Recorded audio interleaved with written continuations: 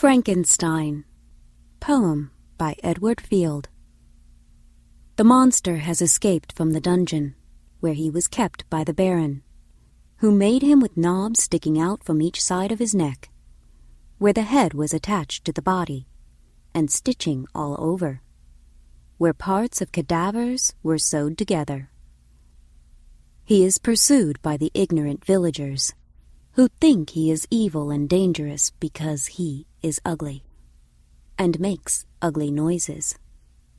They wave firebrands at him and cudgels and rakes, but he escapes and comes to the thatched cottage of an old blind man playing on the violin Mendelssohn's Spring Song.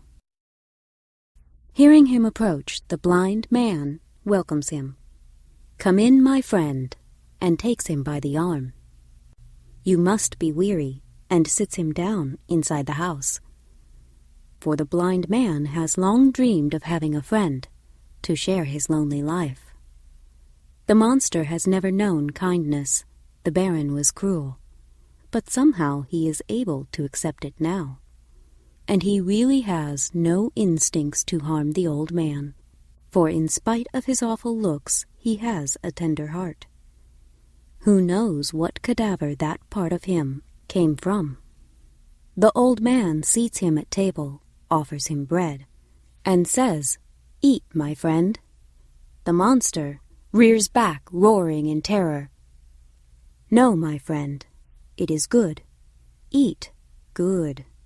And the old man shows him how to eat, and reassured, the monster eats, and says, "Eat good," trying out the words, and finding them good too.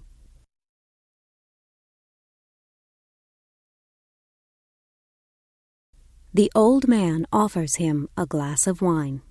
"Drink, my friend, drink good." The monster drinks, slurping horribly, and says, "Drink good," in his deep, nutty voice, and smiles, maybe for the first time in his life. Then the blind man puts a cigar in the monster's mouth and lights a large wooden match that flares up in his face. The monster, remembering the torches of the villagers, recoils, grunting in terror. "No, my friend, smoke good." And the old man demonstrates with his own cigar. The monster takes a tentative puff and smiles hugely, saying, "Smoke good," and sits back like a banker, grunting and puffing.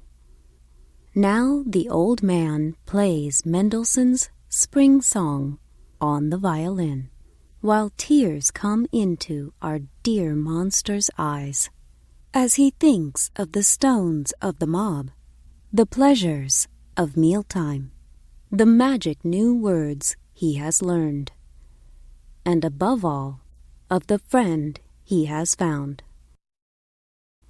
It is just as well that he is unaware, being simple enough to believe only in the present, that the mob will find him and pursue him for the rest of his short, unnatural life, until trapped at the whirlpool's edge, he plunges to his death.